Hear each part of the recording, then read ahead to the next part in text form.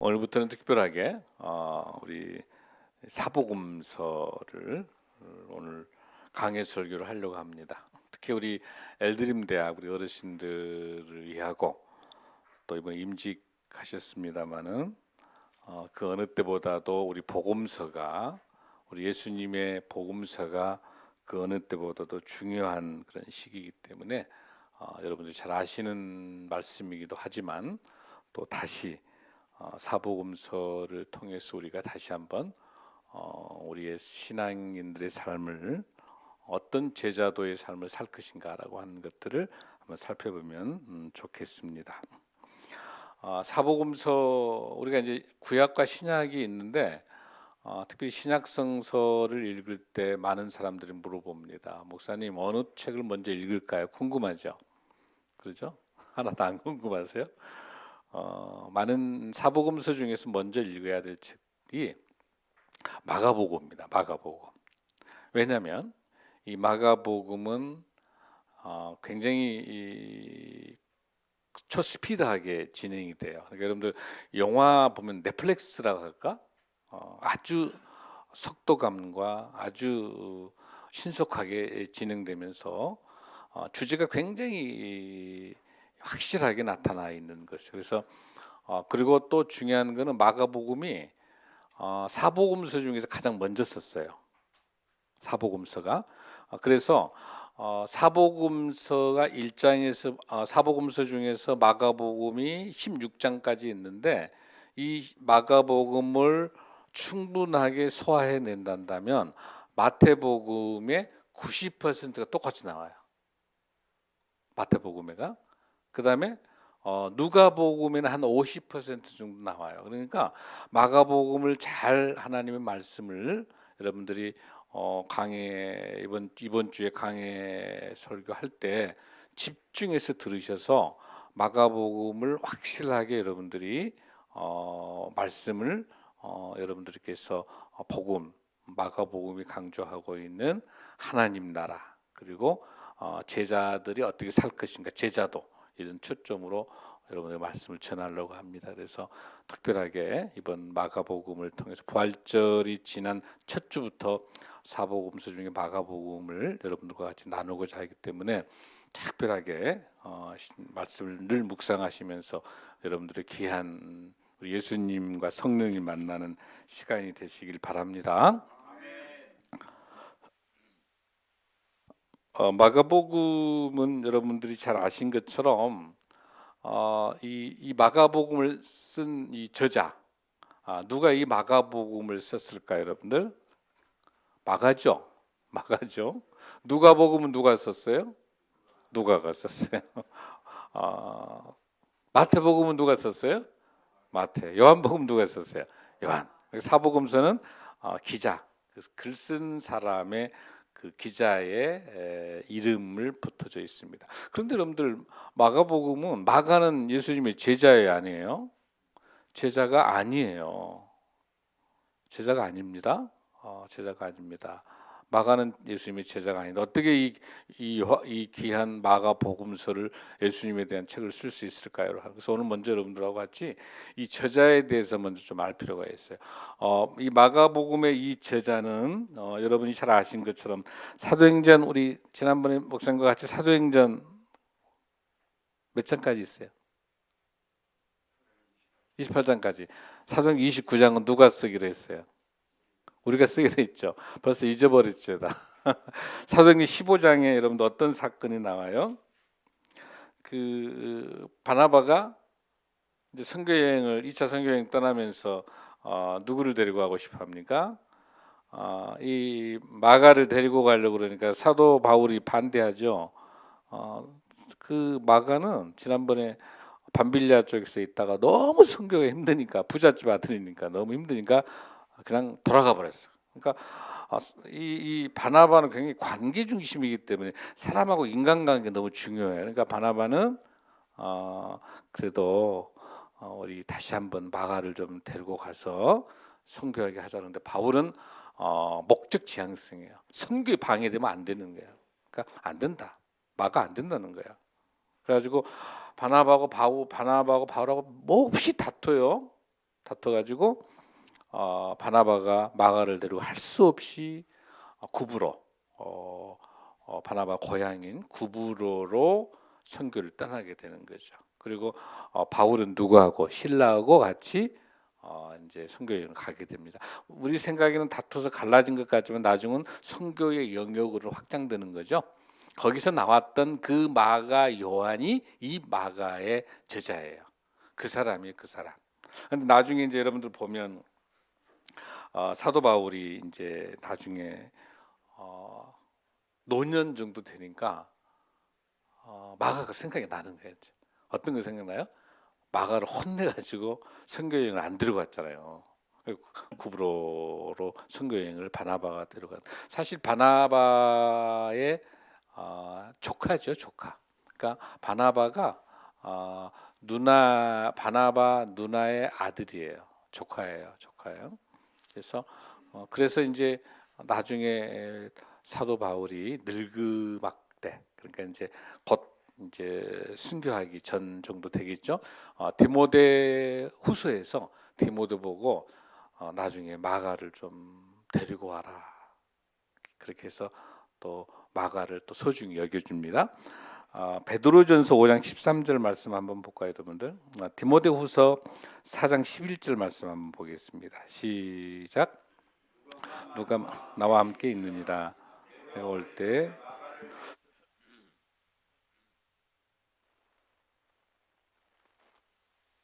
뭐라고 그럽니까? 이제 순교의 사도 바울의 순교를 앞두고 있으면서 마지막에 죽음을 앞두고 있으면서 누가 마가가 무척 보고 싶은 거예요. 그래서 뭐라고 그럽니까? 마가를 데리고 와라. 누구에게 부탁한 거예요, 여러분들? 디모데에게. 디모데 부탁하면서 그가 나의 일에 어떤 사람이다? 유익하다라고 하는 겁니다. 유익하다라고 하는 거죠. 그러니까 나중에 이제 사도 바울도 같이 함께 사역을 하게 되는 거죠. 그런데 이제 중요한 거는 이 마가가 어떻게 해서 이 책을 마가복음을 쓸 수 있어. 오늘은 이제 개요를 좀 보겠습니다. 이 개요가 굉장히 중요해요. 이 개요를 여러분들이 정리하고 있어야 마가복음 쑥쑥쑥 나갈 거거든. 강의 설교할 때 그리고 이해될 수 있는 거예요. 그래서 이 마가는 베드로의 통역관이에요. 베드로 통역관. 그러니까 베드로는 예수님 12제자죠.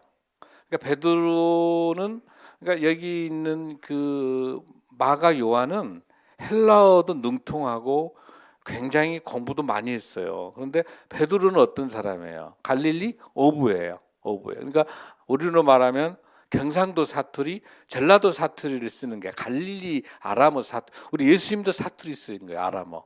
마찬가지야. 그러니까 훨씬 더 고급된 언어는 아니지만 사투리 쓰니까 친근감은 있죠. 그러니까 베드로가 사투리를 아람어를 통해 가지고 갈릴리 시골 어부니까 말이 세련되지는 않지만 그렇게 썼던 거를 이 글로 만들어내면서 누가 마가가 통역하면서 아주 헬라어, 그리스 고급 언어를 쓰면서 통역을 해내는 거죠. 여러분 이해되시죠?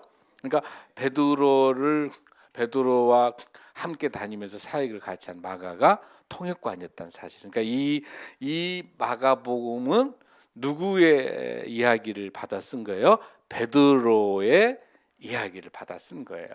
이해되시죠? 그러니까 이 마가복음의 배경은 베드로의 사역의 배경이 있다. 이걸 아셔야 훨씬 더 잘 이해될 수 있습니다. 자, 그 근거를 베드로전서 5장 13절 말씀을 한번 보겠습니다. 베드로전서 5장 13절 시작.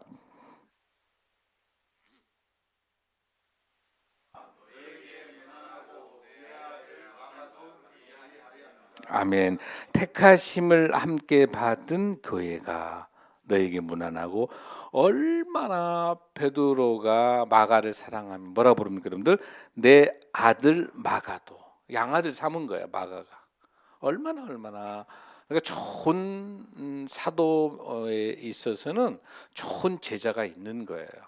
목사님이 우리 신생명 나무교회 사역을 잘 감당하고 또 대외적으로도 하나님 나라를 우리 바포 사역뿐만 아니라 우리 선교적 교회, 우리 교회가 공공성과 공교회성을 가지고 지역사회를 잘 섬기는 이런 사역이 가능한 것은 우리 성도 여러분들께서 목사님을 위해서 기도해 주시고 또 목사님 같이 동역해 주시고 힘든 것들 항상 나눠 주시고, 그래서 우리가 지난주에 임직 세우신 우리 장로님들 두 분, 안수 집사님 두 분, 권사님 두 분 세우셨고, 우리 교회가 아주 강한 강소교회, 아주 영적으로 강한 교회, 그런 교회로 우리 교회가 이 지역사회 마포뿐만 아니라 서울의 우리나라의 전 세계 열방을 섬길 수 있는 것은 저와 여러분을 위해서 함께 기도하는 귀한 동역자가 있어서 가능한 줄로 믿습니다. 할렐루야. 그렇게 베드로가 너무너무 사랑하는 나의 아들이라고 말할 정도, 얼마나 헌신적으로. 그래서 나중에 베드로도 순교할 때까지 마가가 함께해요. 그러니까 얼마나 귀한 줄 모릅니다. 그러면서 끝 인사에서 내 아들 마가도, 그래서 이렇게 마가가 베드로의 사역을 집중적으로 동역해서 이 마가복음을 쓸 수 있었다라고 하는 것들을 여러분들이 잘 보시면 좋겠습니다. 그다음에 이제 중요한 이 마가의 등장을 조금 더 하나 우리가 볼 수 있는 것은 바로 우리 사도행전 1장에서 나왔던 그 여러분들, 사도행전 1장에서 쭉 나온 거 있죠. 뭐가 나옵니까 여러분들? 마가의 다락방. 최초로 교회가 들어설 수 있었던 것이 이 마가의 다락방에 120명의 성도들이 남아서 성령 충만한, 성령 강림절, 펜타코스트라고, 성령이 강림한 그 날을 기념해서 5월 31일이에요. 이때가 성령 강림절인데 이때가 전 세계 교회의 기념이래요. 교회가 탄생할 수 있었던 것은 성령이 강림해서 이날 120명 성도들에게 함께 모여서 기도하면서 성령의 사역을 함께 동행할 수 있었던 것이 교회의 탄생입니다. 아멘. 그래서 우리가 이 마가의 지금으로 말하면 다락방, 그런 게 여러분들 그 시골 그 다락방 그 개념이 아니라 어퍼룸인데 식사가 가능할 정도예요. 그러니까 보니까 시나클롬이라고 하는 꽤 넓은 그 120명이 들어갈 정도 다락방이니까 마가 요한의 집이 잘 살았겠죠. 그러니까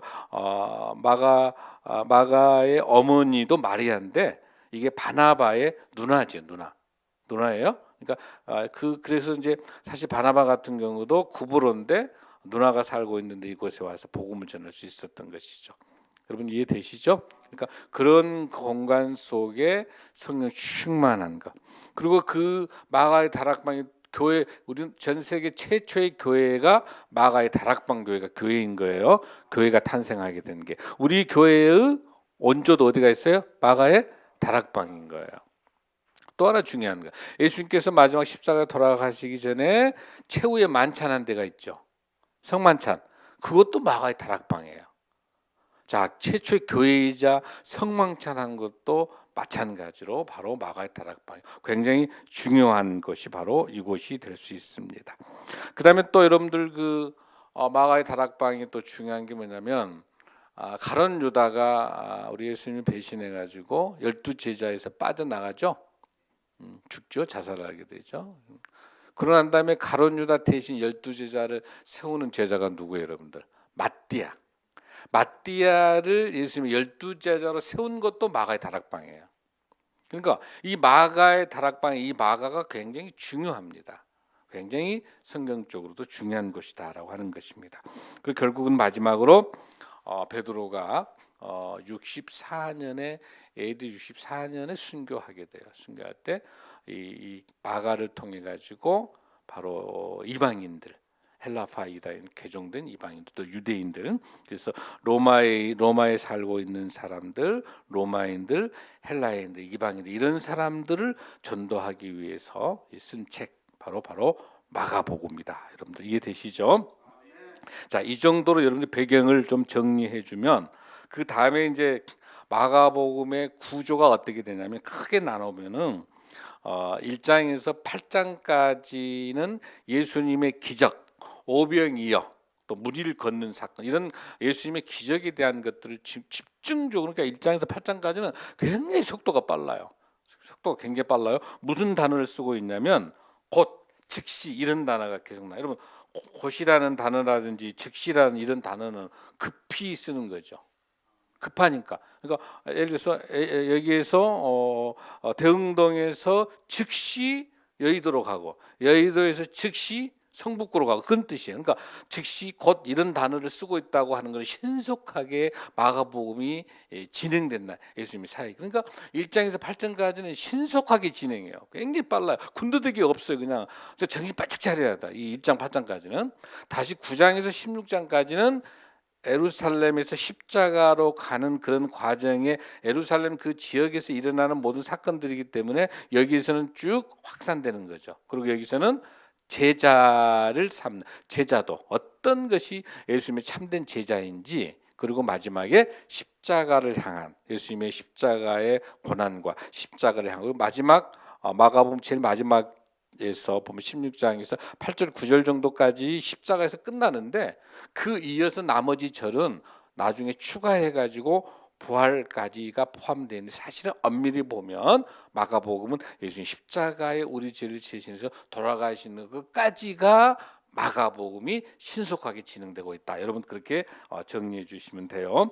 그래서 다시 한번 말씀드리면 여러분들 마가복음 11장에서 16장까지는 예루살렘에 입성하고 또 제자들을 가르치고 또 마지막에 겟세마네 동산에서 고통 속에서 십자가를 위해서 십자가를 지시기 위해서 기도하고, 그러면서 예수님께서 계속해서 십자가에 돌아가신다고 제자들에게 수없이 이야기했었잖아요.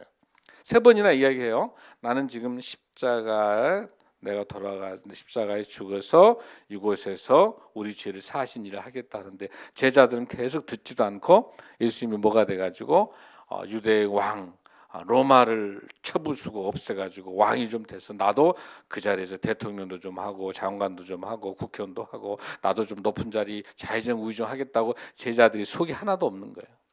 계속 그런 제자들을 계속 가르치시면서 제자도가 무엇인가, 어떤 것이 예수님의 참된 제자인가를 가르치셔내는 것이 마가복음의 핵심이에요. 마가복음은 두 가지예요. 핵심적인 것은 하나님 나라. 마가복음의 가장 중요한 주제는 하나님 나라예요. 아멘. 그다음 두 번째 중요한 주제는 뭐이다? 제자도.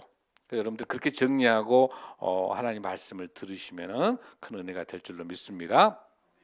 사실 하나님 나라라고 하는 것은 창세기에서부터 시작을 해서 요한계시록까지 일관되게 나오고 있는 것이 하나님 나라예요. 너무 중요해요. 하나님 나라. 아멘. 하나님 나라가 이렇게 중요한 거예요. 하나님 나라. 하나님의 통치가 하나님의 통치가 말씀으로 시작해서 천지 창조에서부터 모든 하나님의 역사가 하나님의 통치가 이루어지는 것이 창세기부터 시작되죠. 그렇죠? 요한계시록에 가서도 하나님의 나라가 다시 예수님께서 재림하셨을 때 하나님의 나라가 완성되죠. 하나님의 나라가 완성되는 거죠. 여러분들 하나님의 나라라고 하는 것이 뭐예요? 여러분 천국을 말해요. 천국 하늘천 나라국. 그래서 하나님 나라. 우리 엘드림 대학에서 많이 배우셨죠? 하나님의 나라가 천국이다. 아멘. 그 천국이고 그 천국이 뭐예요? 영생이죠. 아멘이죠? 구원받는 자가 가는 것이 천국이죠. 구원받는 사람만이 가는 것이 영생이죠. 천국과 구원과 영생이 같죠. 그 천국 하나님 나라가 영생이 완성되는 건 언제요? 예수님이 재림하셔서 우리가 마지막 예수님과 같이 재림하셨을 때 영생이 완성되고 천국이 완성되고 하나님 나라가 완성되는 거죠. 할렐루야. 이해되시죠? 그럼 오늘 이 시간에 여러분이 하나님의 나라가 무엇인지를 정확하게 오늘 이 시간에 알아야 돼요. 왜 중요하냐면 예수님이 이 세상에 오시는 것도 뭐 때문에 오셨어요? 하나님 나라를 선포하시기 위해서 오셨어요. 아멘. 또 하나님 나라를 완성하기 위해서 오셨습니다. 아멘. 오늘 우리 본문 한번 읽어보겠습니다. 마가복음 1장 12절부터 한번 읽어봅시다. 시작. 14절부터 읽겠습니다. 14절부터 시작. 요한이 잡힌 후 예수께서 갈릴리에 오셔서 하나님의 복음을 전파하여 이르시되 때가 찼고 하나님 나라가 가까이 왔으니 회개하고 복음을 믿으라 하시더라. 아멘. 아멘. 때가 찼고 하나님의 나라가 가까이 왔으니 뭐하고? 회개하고 복음을 믿으라. 아멘. 할렐루야. 할렐루야. 그러면서 이 마가복음을 쓰면서 제일 먼저 선포한 놀라운 하나님의 말씀이 있어요. 그게 바로 마가복음 1장 1절입니다. 사복음서 중에서 가장 최고의 선언이, 아주 놀라운 선언이 마가복음 1장 1절이에요. 시작. 하나님의 아들 예수 그리스도의 복음의 시작이라. 복음이 무엇이다? 예수 그리스도다. 할렐루야. 이렇게 정확한 선포가 어디가 있어요? 하나님의 아들이 누구고 예수 그리스도시고, 예수 그리스도가 뭐이다? 복음이다. 그 복음의 시작이 어디서 시작된다? 마가복음에서 시작된다. 그러니까 사복음서에 가장 먼저 쓴 이 책이 마가복음이고, 마가복음을 한마디로 정리하고 있는 것이 1장 1절이고 하나님의 아들 예수 그리스도의 복음의 시작이다. 아멘.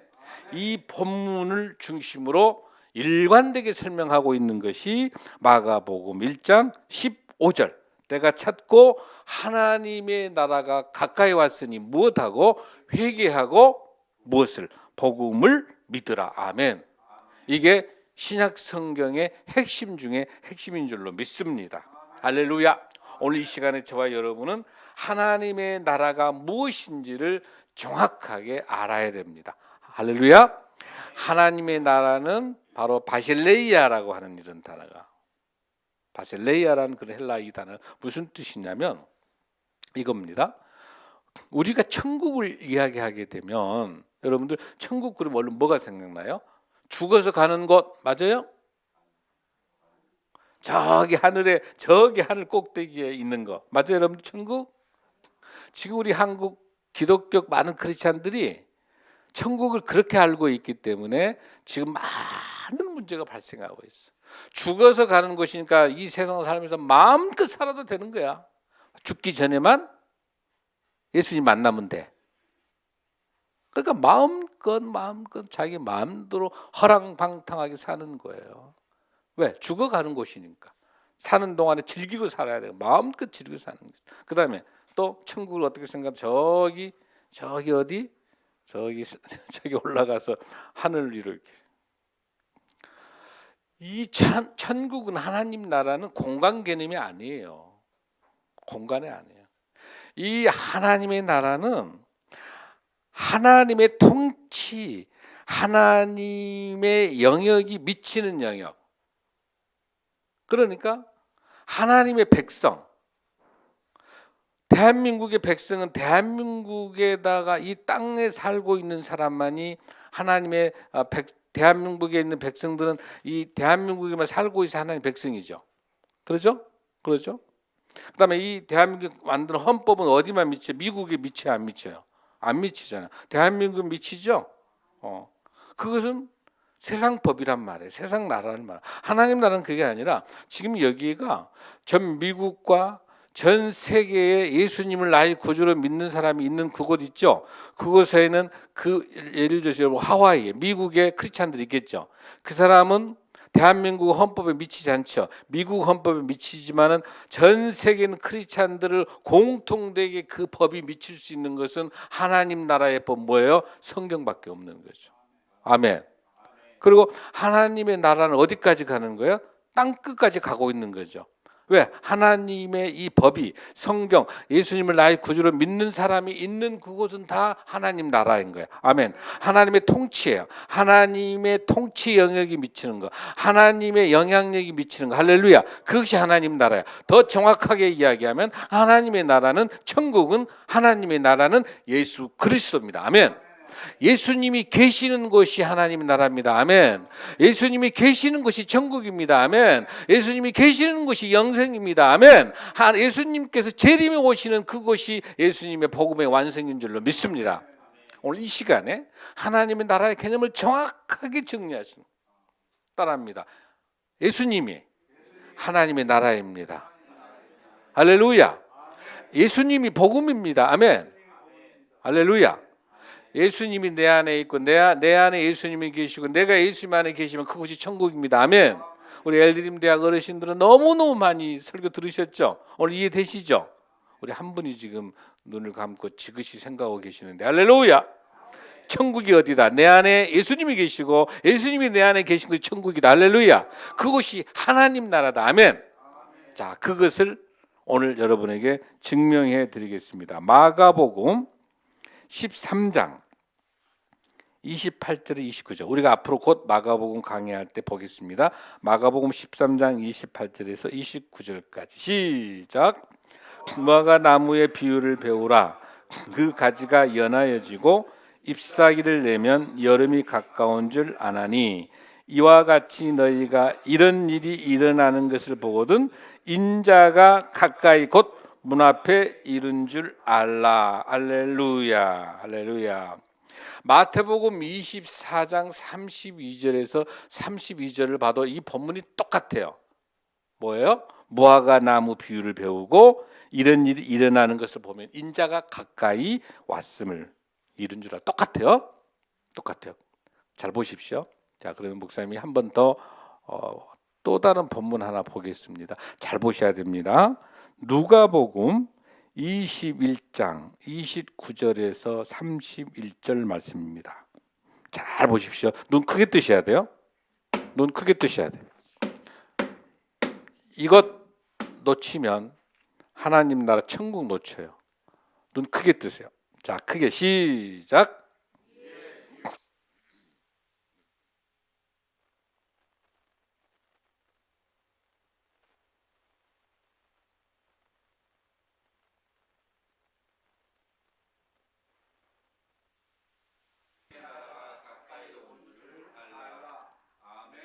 자, 마가복음 13장 28절 29절하고 누가복음 21장 29절하고 31절하고의 차이점. 아멘. 어떤 차이점?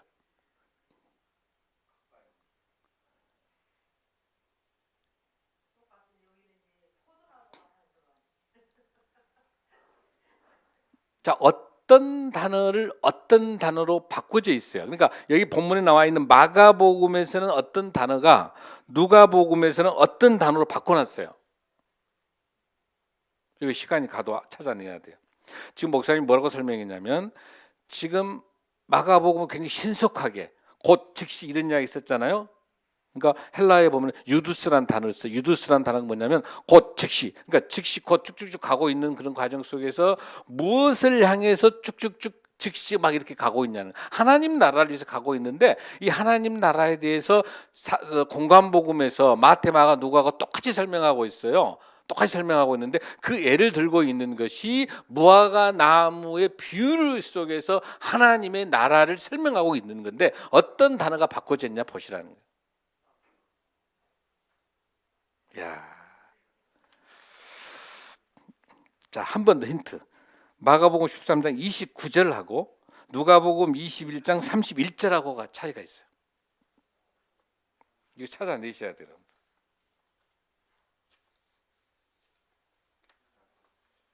응? 예. 그다음에. 조금만 더. 그것은 똑같이 나왔었고. 조금만 더. 야, 이거 찾아내셔야 돼, 여러분들. 겉하고 가까이 하고. 응? 자, 여러분 제가 할게. 그러면 머리 아프신 것 같아. 무슨 단어를 똑같이 바꿔놔서 보십시오. 똑같이 바꿔놓은 단어. 자, 거기 보면은 그 본문에 보면은 29절에 인자라고 하는 이 단어하고 31절에는 뭐라고? 하나님의 나라가. 그러니까 마가복음에서는 인자가 가까이 문 앞이란 말이에요. 그런데 여기 나타나는 누가복음에서 무엇이 하나님의 나라가 가까이 올 줄 알라. 할렐루야. 그러니까 인자라는 단어와 하나님의 나라는 단어가 같다는 거예요. 아멘. 여기서 마태복음과 마가복음에 나타나는 인자는 누구예요? 일관되게 예수님이잖아요. 그래서 예수님이 하나님의 나라인 거예요. 그러니까 예수님께서 뭐라고 하십니까?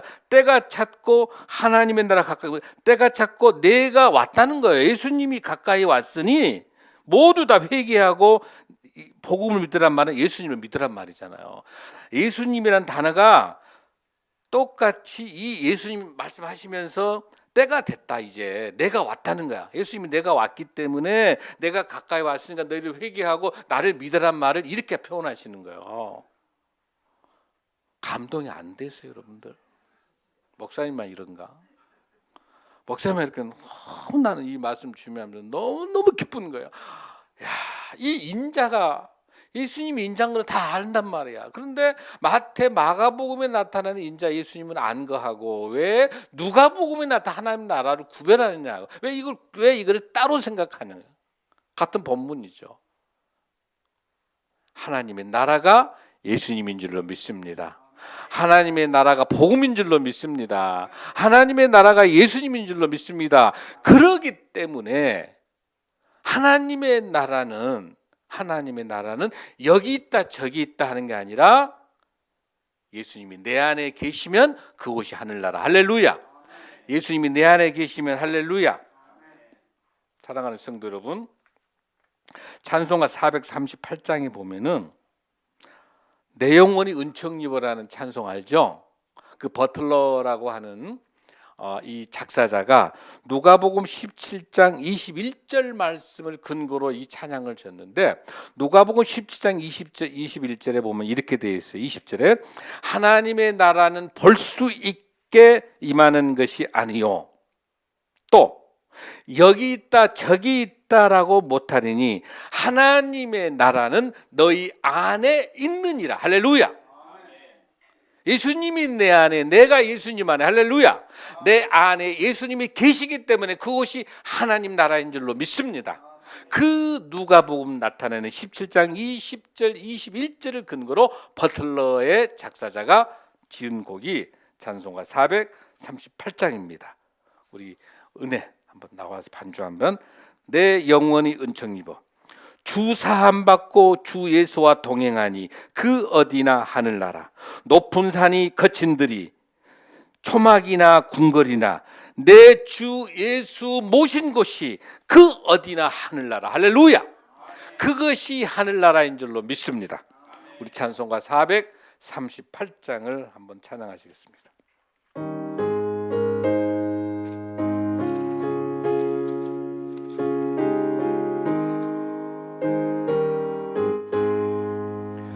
내 영혼이 은총 입어 중환제지 벗고 보니 슬픔 많은 이 세상도 천국으로 화도다.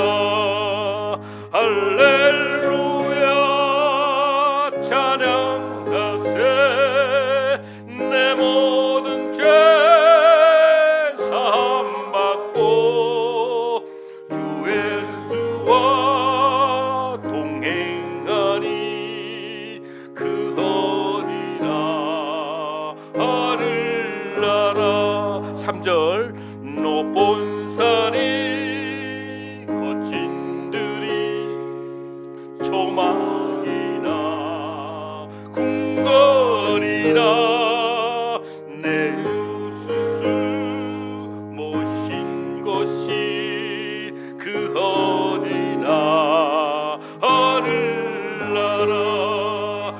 할렐루야 찬양하세. 내 모든 죄 사함 받고 주 예수와 동행하니 그 어디나 하늘나라.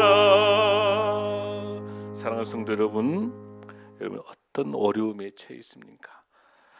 경제적인 어려움입니까? 자녀의 문제가 있습니까? 직장을 사고 어떤 문제 있습니까? 어떤 상황이 어떤 형편이 있습니까? 여러분들 지금 여러분이 있는 형편과 상황이 어디가 있든지 간에 우리 주님과 함께하면 높은 산이나 거친 들이나 초막이나 궁궐이나 가난하나 부자나 배우나 못 배우나 다 오직 내 안에 예수님 계시면 그곳이 하늘나라인 줄로 믿습니다. 성도 여러분, 힘들고 어려운 이런 시기를 지나가고 있으시면서 좋으신 우리 주님, 우리를 위해서 예비하여 주시고 우리를 위로하여 주시고 우리를 만져주시고 죽을 수밖에 없는 우리들, 입만 열면 분열과 갈등과 미움과 시기 가득 차 있고 내 고집이 가득 들어 있고 그 알량한 자존심 때문에 용서하지를 못하는 것이 가득 들어 있고 내 경험이 다이기 때문에 내 경험만을 믿으라고 하고 있고 판단하고 정죄하고 우리 입술을 통해서 죄를 수없이 지으면서도 참된 평안이 있을 수 없는 것은 내 안에 예수님이 안 계시면, 성령님이 나와 함께 해주지 아니하시면 우리는 죄인이기 때문에 우리 힘으로 감당할 수 없습니다. 우리 힘으로 발 한 짝도 나갈 수 없습니다. 우리 힘으로 그 누구도 용서할 수 없습니다. 우리 능력으로 그 누구도 사랑할 수 있는 힘이 없습니다. 내 안에 성령님이 역사해 주셔서 나를 위해서 십자가에 돌아가신 우리 주님이 그 놀라운 은혜의 값비싼 선물로 구원의 역사로 주신, 나를 구원해 주신 그 은혜가 너무 감사하여 무엇이 되든지 간에 내 안에 우리 예수님을 모시고 살면 그것이 어느 곳인지 하늘나라인 줄로 믿습니다. 사랑하는 성도 여러분, 부족한 우리들 모습 이대로 괜찮습니다. 성도 여러분, 우리 있는 모습 그대로 나가십시다. 그냥 만신창이 된 대로 나갑시다. 그냥 우리 부족하면 부족한 대로, 약하면 약한 대로, 그냥 이대로 주님 전에 나가서 주님, 저 왔습니다. 주님, 이 모습 이대로 받아 주옵소서. 주님밖에 없습니다. 내 인생의 주인이 주님을 고백하게 하여 주셔서 이 험난한 세상 주님 의지하고 살아갈 수 있도록 주님과 같이 동행하며 승리하는 사랑하는 우리 성도님 되시기를 간절히 축복합니다. 다 함께 일어서셔서 다시 한번 438장 찬송하고 예배 마치겠습니다. 우리 간절히 우리 손에 가슴 얹고 간절히 부르십시다. 내 영혼이 종입어 중한 죄짐 받고 보니 슬픈 마음 세상에 누구로 하도다. 할렐루야 찬양하세.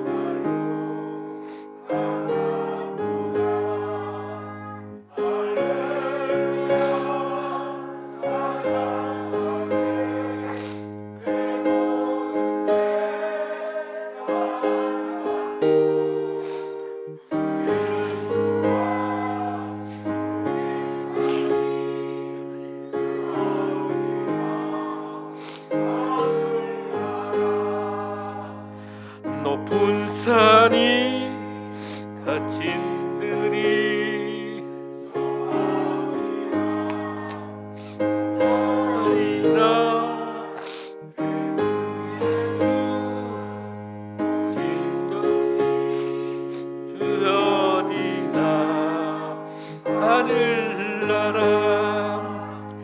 할렐루야 찬양하세.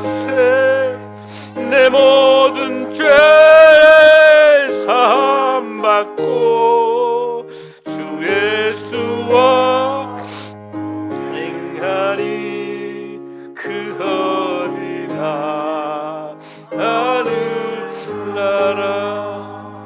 사랑하는 성도 여러분, 여러분 마음속에 어떤 걱정이 있습니까?